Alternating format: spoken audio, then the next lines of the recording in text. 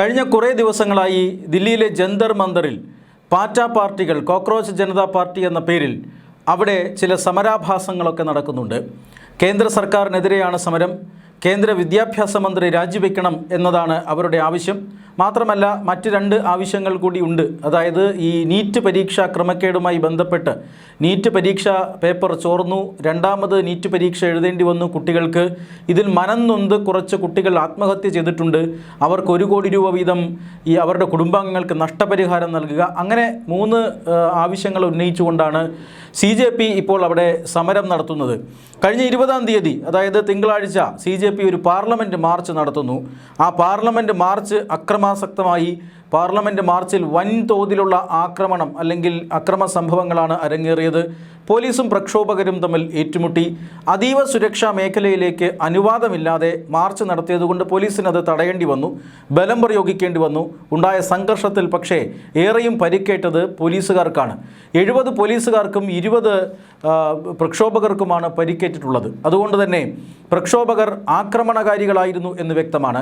അവർ കേവലം വിദ്യാർത്ഥികളല്ല, മറിച്ച് പരിശീലനം ലഭിച്ചിട്ടുള്ള അല്ലെങ്കിൽ ഒട്ടനവധി അക്രമ പ്രവർത്തനങ്ങൾ ചെയ്ത് പരിചയവുമുള്ള ക്രിമിനലുകൾ അക്കൂട്ടത്തിലുണ്ട് എന്നതിൻ്റെ വ്യക്തമായ തെളിവാണ് ഈ കണക്കുകൾ. എന്തായാലും ഈ പ്രക്ഷോഭം ഇപ്പോഴും തുടരുകയാണ്.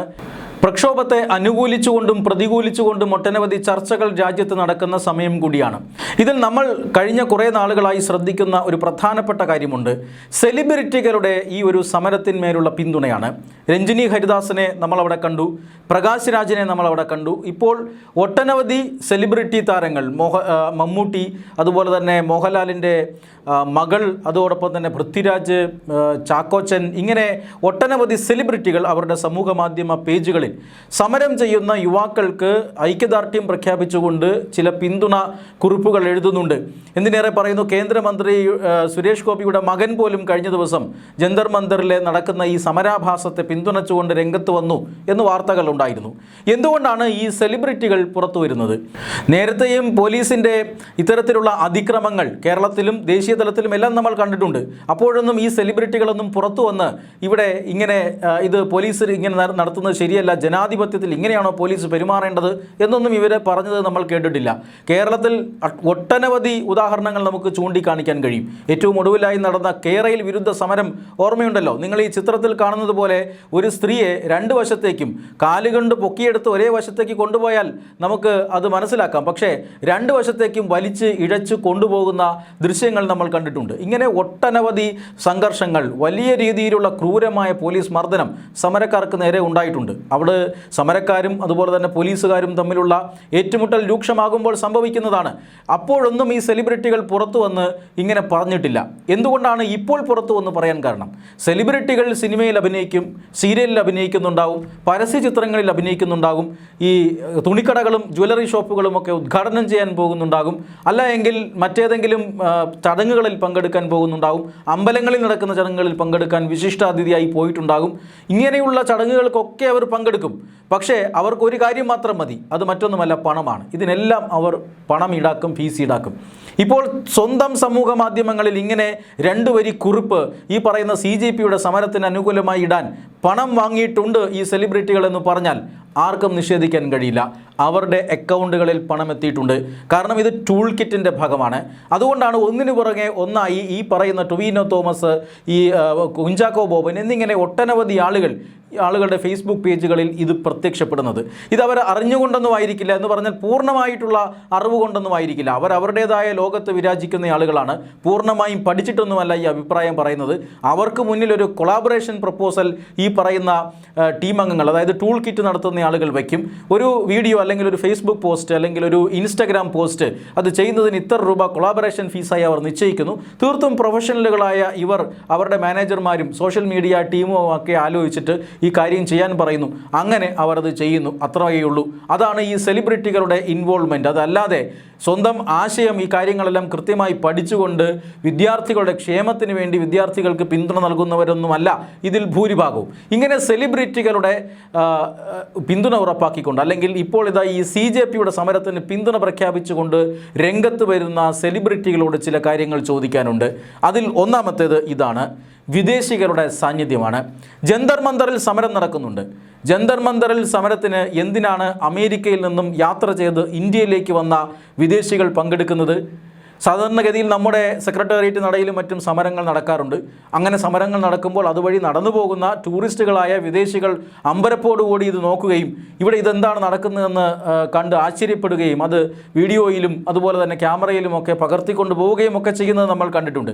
പക്ഷേ വിദേശികൾ ഈ പറയുന്ന സമരത്തിൽ ഇടപെടുകയും സമരത്തിന് നേതൃത്വം കൊടുക്കുകയും ഇവിടുത്തെ സർക്കാർ മാറണമെന്നാവശ്യപ്പെടുകയും അവിടെ ഇരുന്ന് മുദ്രാവാക്യം വിളിക്കുകയും ഒക്കെ ചെയ്യുന്നത് ഏത് നിയമത്തിൻ്റെ അടിസ്ഥാനത്തിലാണ്?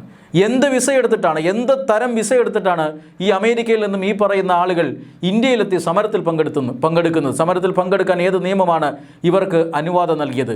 അമേരിക്കയിൽ നിന്നും ദുരൂഹ സാഹചര്യത്തിൽ നിങ്ങൾ ഈ ചിത്രത്തിൽ കാണുന്ന വിദേശികൾ ഇവരെല്ലാം അമേരിക്കയിൽ നിന്ന് എത്തിയവരാണ്. മാത്രമല്ല ജന്തർ മന്ദറിൽ സജീവമായി കുറേ നാളുകളായി സ്ഥിരമായി പ്രത്യക്ഷപ്പെടുന്ന ആളുകളുമാണ്. ഇവരെല്ലാം എന്തിനാണ് ഇവിടെ വന്ന് ഇന്ത്യയിലെ ജനാധിപത്യപരമായി തിരഞ്ഞെടുക്കപ്പെട്ട സർക്കാർ മാറണം എന്നാവശ്യപ്പെടുന്നത്? എന്ത് അധികാരമാണ് ഇവിടുത്തെ രാഷ്ട്രീയത്തിൽ ഇടപെടാൻ ഈ വിദേശികൾക്കുള്ളത്?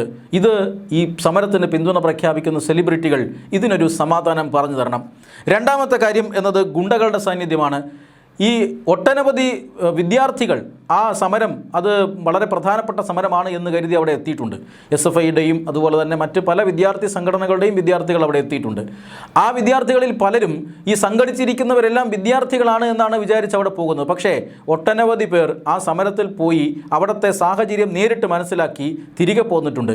അവരെല്ലാം പറയുന്നത് അവിടെ ഇരിക്കുന്നത് വിദ്യാർത്ഥികളല്ല. 90 മുതൽ 95% പേരും വിദ്യാർത്ഥികളല്ല, വിദ്യാർത്ഥികളുടെ ബന്ധുക്കളുമല്ല. അവരിൽ ദില്ലി നഗരം അറിയപ്പെടുന്ന, ഹരിയാനയിലെയും ഉത്തർപ്രദേശിലെയും അറിയപ്പെടുന്ന, പഞ്ചാബിലെയും അറിയപ്പെടുന്ന ഗുണ്ടകളുടെ സാന്നിധ്യം ഈ ജന്തർ മന്ദറിൽ CJP സമരത്തിൻ്റെ ഭാഗമായി ഉണ്ട് എന്ന് പലരും രേഖപ്പെടുത്തിയിട്ടുണ്ട്. ഇതിൽ എന്താണ് സെലിബ്രിറ്റികളുടെ അഭിപ്രായം? മൂന്നാമത്തത്, ആരാണ് ഇവർക്ക് ഭക്ഷണം ഓർഡർ ചെയ്യുന്നത് എന്നാണ്. വൻതോതിൽ ഡെലിവറി ആപ്പുകൾ അവിടെ കൊണ്ടുവന്ന് ഭക്ഷണം കൊണ്ട് തള്ളുന്നത് കാണാം. അവർ പറയുന്നത് ഞങ്ങളെ സ്നേഹിക്കുന്ന ആളുകൾ ഈ രാജ്യത്ത് നിന്നും ഞങ്ങൾക്ക് വേണ്ടി ഭക്ഷണം ഓർഡർ ചെയ്യുന്നു എന്നാണ്. അതായത് കേരളത്തിൽ നിന്നടക്കം വൻതോതിൽ ജന്തർ മന്ദറിലേക്ക് ഡെലിവറി ആപ്പുകൾ വഴി ഭക്ഷണം എത്തുന്നു എന്ന് ഈ സമരക്കാർ അവകാശപ്പെടുന്നു. ഒരു കാര്യം ചോദിക്കട്ടെ, കേരളത്തിൽ നിന്നും ഒരു ബിരിയാണി എനിക്കിപ്പോൾ അങ്ങോട്ട് അയക്കണമെങ്കിൽ ഞാനിത് ആരുടെ പേരിലയക്കും? ഇത് വളരെ പ്രധാനപ്പെട്ട ഒരു ചോദ്യമാണ്. പക്ഷേ ഇത് ഭക്ഷണം ഡെലിവറി ആപ്പുകൾ വഴി ഓർഡർ ചെയ്യാനും അവിടെ എത്തുന്ന ഭക്ഷണപ്പൊതികൾ സ്വീകരിക്കാനും അത് അയക്കാനും വേണ്ടിയുള്ള സുസജ്ജമായ സംവിധാനം CJPയുടെ നേതൃത്വത്തിൽ ഉണ്ടാക്കിയിട്ടുണ്ട് എന്നതിൻ്റെ വിവരങ്ങൾ കഴിഞ്ഞ ദിവസം ഒരു ദേശീയ മാധ്യമം പുറത്തുവിട്ടിരുന്നു. അതായത് ഈ പറയുന്ന ഡെലിവറി ആപ്പുകളിലൂടെ വരുന്ന ഭക്ഷണ സാധനങ്ങളെല്ലാം ഓർഡർ ചെയ്തിരിക്കുന്നത് ഭൂരിഭാഗവും വിദേശത്ത് നിന്നാണ്. ഗൾഫ് മേഖലയിൽ നിന്നാണ്, പ്രധാനമായിട്ടും ഖത്തറിൽ നിന്നാണ്. ഖത്തറിൽ ഇരുന്നു കൊണ്ട് കോടിക്കണക്കിന് രൂപ മുടക്കിക്കൊണ്ട് ഭക്ഷണ സാധനങ്ങൾ ഡെലിവറി ആപ്പുകൾ വിതരണം ചെയ്യുകയും അത് ഇവിടെ കൊണ്ടുവന്ന് സ്വീകരിക്കുകയും ചെയ്തുകൊണ്ട് ജനങ്ങൾക്ക് ഞങ്ങളോടുള്ള സ്നേഹമാണിത് എന്ന് വിളിച്ചു പറയുന്ന തന്ത്രമാണ് CJP ദില്ലിയിൽ പയറ്റുന്നത് എന്നതിൻ്റെ തെളിവുകൾ പുറത്തു വന്നു കഴിഞ്ഞിരിക്കുന്നു. പിന്തുണയ്ക്കുന്ന സെലിബ്രിറ്റികൾക്ക് ഇക്കാര്യത്തിൽ എന്തു പറയാനുണ്ട്? നിങ്ങൾ എത്ര ബിരിയാണിയാണ് ഈ പറയുന്ന ജന്തർ മന്ദറിലേക്ക് അയച്ചത്? CJPയുടെ സമരം ഇന്നോ ഇന്നലെയോ തുടങ്ങിയതല്ല. ദീർഘകാലം സമരം ചെയ്യേണ്ടി വരും എന്ന ഉദ്ദേശത്തോടു കൂടി തന്നെയാണ് ഈ സമരം തുടങ്ങിയത്. ഈ സമരത്തിന് കോടികളാണ് ഇപ്പോൾ ചെലവഴിച്ചിരിക്കുന്നത്. അതായത് ഒട്ടനവധി സമൂഹ മാധ്യമങ്ങളിൽ ഉപയോഗിക്കുന്ന ഇൻഫ്ലുവൻസേഴ്സിനെ ഇവർ സ്വാധീനിച്ചിട്ടുണ്ട്. ഓരോ ഇൻഫ്ലുവൻസിനും ഈ പറയുന്ന സമരത്തിന് അനുകൂലമായി വീഡിയോ പോസ്റ്റ് ചെയ്യുന്നതിന് കൊളാബറേഷൻ ഫീസ് നൽകുന്നുണ്ട്.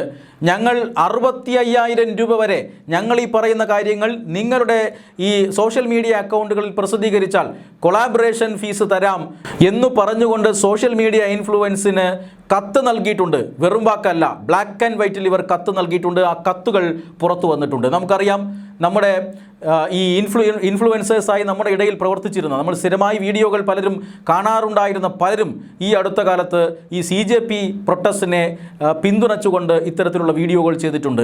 പലതരത്തിലുള്ള സമൂഹ മാധ്യമ ഇൻഫ്ലുവൻസേഴ്സ് ഇത്തരത്തിലുള്ള പിന്തുണ കൊടുത്തിട്ടുണ്ട്. ഫുഡ് വ്ളോഗ് ഉണ്ടാക്കുന്നവർ, ട്രാവൽ വ്ളോഗ് ചെയ്യുന്നവർ, സെക്സ് കോച്ചായി സ്വയം അവതരിച്ചുകൊണ്ട് വീഡിയോകൾ ചെയ്യുന്നവർ, ഇവരെല്ലാം ഉപയോഗപ്പെടുത്തിക്കൊണ്ട് ഇവർക്ക് കൊളാബറേഷൻ ഫീസ് നൽകി ഇത്തരത്തിൽ വീഡിയോകൾ പോസ്റ്റ് ചെയ്തിട്ടുണ്ട്. അതിൻ്റെ തെളിവുകൾ പുറത്തു വന്നിട്ടുണ്ട്. 65,000 രൂപ ഒരു വീഡിയോ എന്നതാണ് കണക്ക്. എന്ന് പറഞ്ഞാൽ കോടികൾ ഇതിലേക്ക് പമ്പ് ചെയ്തിട്ടുണ്ട് എന്നർത്ഥമാണ്. വെറുതെ ഒരു സമരമല്ല. 200 മുതൽ 300 കോടി രൂപ വരെയാണ് CJPക്ക് പിന്നിലുള്ള ആളുകൾ ഇതുവരെ ദില്ലി സമരത്തിന് വേണ്ടി ചെലവഴിച്ചത് എന്ന് കണക്കാക്കപ്പെടുന്നു. പിന്തുണയ്ക്കുന്ന സെലിബ്രിറ്റികൾക്ക് എന്തു പറയാനുണ്ട്? അവരുടെ അക്കൗണ്ടിലും ഇതിൻ്റെ വിഹിതം വന്നു കാണുമല്ലോ അല്ലേ? കഴിഞ്ഞ ദിവസം തിരുവനന്തപുരത്തെ ഒരു ഹോട്ടലിൽ എൻ്റെ ഒരു സുഹൃത്തിനായി, അദ്ദേഹം മുംബൈയിൽ നിന്ന് തിരുവനന്തപുരത്ത് ഒരു ആവശ്യത്തിനായി എത്തുകയാണ്. അദ്ദേഹത്തിന് താമസിക്കാനായി ഒരു ഹോട്ടൽ റൂം ബുക്ക് ചെയ്യാനായി ഞാൻ നേരിട്ട് ഒരു ഹോട്ടൽ, തിരുവനന്തപുരത്തെ അറിയപ്പെടുന്ന ഒരു ഹോട്ടലിൻ്റെ റിസപ്ഷനിലെത്തി. ഞാൻ പറഞ്ഞ ദിവസം ആ ഹോട്ടലിൽ റൂമുകൾ ഒഴിവില്ലായിരുന്നു. റിസപ്ഷനിസ്റ്റ് എന്നോട് പറഞ്ഞത് CJPക്കാരുടെ സമരം ഇന്ന് രാത്രി മാനവീയം വീഥിയിലുണ്ട് എന്നുള്ളതാണ്. ആ സമരത്തിനായി റൂമുകളെല്ലാം കൂട്ടത്തോടുകൂടി ബുക്ക് ചെയ്തിരിക്കുകയാണ് എന്നാണ്. എന്നാൽ മാനവീയം വീഥിയിൽ അത്ര കണ്ട് ജനകീയ പങ്കാളിത്തമൊന്നും CJPയുടെ സമരത്തിനുണ്ടായിരുന്നില്ല. അങ്ങനെ ജനകീയ പങ്കാളിത്തം ഉറപ്പില്ലാത്ത ഒരു സമരത്തിന് തിരുവനന്തപുരം നഗരത്തിലെ വലിയ ബഡ്ജറ്റ് ഹോട്ടലൊന്നുമല്ല, അത്യാവശ്യം പണം നൽകി ഉപയോഗിക്കേണ്ട അല്ലെങ്കിൽ അത്യാവശ്യം ചാർജ് ചെയ്യുന്ന ഹോട്ടലുകളിൽ എന്തിനാണ് കൂട്ടത്തോടുകൂടി റൂം ബുക്ക് ചെയ്തത്? ആരാണ് റൂം ബുക്ക് ചെയ്തത്? ഇതിനു വേണ്ടി ഒഴുക്കിയ പണം എത്രയാണ്? ഇതെല്ലാം വലിയ ഒരു ദുരൂഹ ഫണ്ടിംഗ് ഏജൻസിയുടെ സാന്നിധ്യം പ്രകടമാക്കുന്നതാണ്. വിദേശ ഏജൻസികൾക്കടക്കം ഈ സമരത്തിൻ്റെ എല്ലാ കാര്യങ്ങളും നേരത്തെ അറിയാമായിരുന്നു എന്ന് വ്യക്തമാണ്. അതായത് ജൂലൈ 17-ാം തീയതി അമേരിക്കയുടെ ഇന്ത്യൻ കൗൺസിലേറ്റ് പുറത്തിറക്കിയ പൗരന്മാർക്കുള്ള മുന്നറിയിപ്പ് കത്താണ് ഇപ്പോൾ നിങ്ങൾ ഈ സ്ക്രീനിൽ കാണുന്നത്. അതിൽ കൃത്യമായി പറയുന്നുണ്ട്, ജൂലൈ 20-നും ജൂലൈ 21-നും ഈ പറയുന്ന ജന്തർ മന്ദറിലും പാർലമെൻറ്റിന് സമീപവും അതിന് ചുറ്റുമുള്ള ചില പ്രദേശങ്ങളിലുമെല്ലാം വലിയ രീതിയിലുള്ള സമരങ്ങൾ നടക്കാൻ സാധ്യതയുണ്ടെന്നും ഈ സമരം അക്രമാസക്തമാകുമെന്നും അതുകൊണ്ട് തന്നെ പൗരന്മാരും എംബസി ഉദ്യോഗസ്ഥരുമെല്ലാം യാത്ര ചെയ്യുമ്പോൾ ശ്രദ്ധിക്കണം എന്നുമൊക്കെയാണ് ഈ ഒരു മുന്നറിയിപ്പിലുള്ളത്. ജന്തർ മന്ദറിൽ നിന്ന് പാർലമെൻറ്റ് മാർച്ച് നടക്കുമെന്നും ആ പാർലമെൻറ്റ് മാർച്ചിൽ ഇത്തരത്തിലുള്ള അക്രമം നടക്കുമെന്നും അമേരിക്കൻ ഇൻ്റലിജൻസ് ഏജൻസിക്ക് വളരെ കൃത്യമായി അറിയാമായിരുന്നു എന്നതിൻ്റെ സൂചനയാണ് അമേരിക്കൻ എംബസി പുറത്തിറക്കിയ ഈ മുന്നറിയിപ്പിലൂടെ വ്യക്തമാകുന്നത്. ഈ എംബസി ഈ കത്ത് പുറത്തിറക്കിയിരിക്കുന്നത് ജൂലൈ 17-നാണ്. അക്രമം നടന്നിരിക്കുന്നത് ജൂലൈ 20-നുമാണ്. ഇനി മറ്റൊരു കാര്യം കൂടി, എന്താണ് ഈ സമരത്തിൻ്റെ ഉദ്ദേശം? അത് പാർലമെൻറ്റിൻ്റെ വർഷകാല സമ്മേളനമാണ് എന്ന് വ്യക്തമാണ്. പ്രധാനമന്ത്രി നരേന്ദ്രമോദിയുടെ ജനപ്രീതി ഇടിക്കുക എന്നുള്ളതാണ്. താഴെയിടാൻ കഴിഞ്ഞില്ലെങ്കിലും ഒരു ഡാമേജ് കേന്ദ്ര സർക്കാരിന് ഉണ്ടാക്കി വയ്ക്കുക എന്നുള്ളത് വ്യക്തമാണ്. അതായത് കഴിഞ്ഞ ദിവസം പറഞ്ഞതുപോലെ ഈ ആം ആദ്മി പാർട്ടിയുടെയും കോൺഗ്രസിൻ്റെയും ഒക്കെ പിന്തുണ, അല്ലെങ്കിൽ പ്രധാനമായും രാഹുൽ ഗാന്ധിയുടെ ഒരു ബി ടീമായി അഭിജിത് ദീപ്കയും സംഘവും പ്രവർത്തിക്കുന്നുണ്ടോ എന്നൊരു സംശയം രാജ്യത്താകമാനം മുഴങ്ങുകയാണ്. കാരണം നേരത്തെ സൂചിപ്പിച്ചതുപോലെ ഖത്തറിൽ നിന്നാണ് ഏറ്റവും കൂടുതൽ ഡെലിവറി ആപ്പുകൾ വഴി ഈ പറയുന്ന പാറ്റ പാർട്ടികളുടെ അംഗങ്ങൾക്ക് ബർഗറും അതുപോലെ തന്നെ പിസയും ഒക്കെ എത്തിച്ചു കൊടുത്തിരിക്കുന്നത്. ഇങ്ങനെ ഒരു വലിയ ഓപ്പറേഷൻ നടത്തണമെങ്കിൽ വലിയ സജ്ജീകരണങ്ങൾ ആവശ്യമാണ്. ആ സജ്ജീകരണങ്ങൾ നടത്താനായി ഇന്ത്യയിൽ നിന്നും ചില രാഷ്ട്രീയക്കാർ ഖത്തറിൽ എത്തിയിരുന്നു എന്ന സൂചന ലഭിക്കുന്നുണ്ട്. നിങ്ങളിപ്പോൾ കാണുന്നത് രാഹുൽ ഗാന്ധി ഖത്തറിൽ നിൽക്കുന്ന ചിത്രമാണ്. ഇത് ഈ കഴിഞ്ഞ ദിവസങ്ങളിൽ, അതായത് ഈ സമരം ആരംഭിക്കുന്നതിന് തൊട്ട് മുമ്പ് അദ്ദേഹം നടത്തിയ വിദേശ യാത്രക്കിടയിൽ അദ്ദേഹം സന്ദർശനം ഖത്തറിലും നടത്തിയിരുന്നു. ഖത്തറിലും ചില സജ്ജീകരണങ്ങൾ അദ്ദേഹം നടത്തിയിരുന്നു. എന്തുകൊണ്ടാണ് ഈ രാഹുൽ ഗാന്ധി വിദേശത്തേക്ക് പാർലമെൻറ്റ് സമ്മേളനത്തിന് മുന്നോടിയായി പോയത് എന്നൊരു ചോദ്യം നേരത്തെ BJP ചോദിച്ചിരുന്നതാണ്. അതായത് അതീവ ദുരൂഹമായ ചില യാത്രകളാണ് രാഹുൽ ഗാന്ധി നടത്തിയിരിക്കുന്നത്. നിങ്ങളിപ്പോൾ കാണുന്നത് രാഹുൽ ഗാന്ധി ഖത്തറിൽ നിൽക്കുന്ന ചിത്രമാണ് എന്ന് ചില വാർത്താ ഏജൻസികൾ പുറത്തുവിട്ടിട്ടുണ്ട്. ഇതിൻ്റെ കാരണം എന്താണ്? എന്തിനു വേണ്ടിയിട്ടാണ് രാഹുൽ ഗാന്ധി ഖത്തറിൽ പോയത്? തൊട്ടു പിന്നാലെ ഖത്തറിൽ നിന്നും ഈ പറയുന്ന പാറ്റ പാർട്ടിയിലെ അണികൾക്ക് ബർഗറും പിസയും ഒക്കെ എത്തിയത്.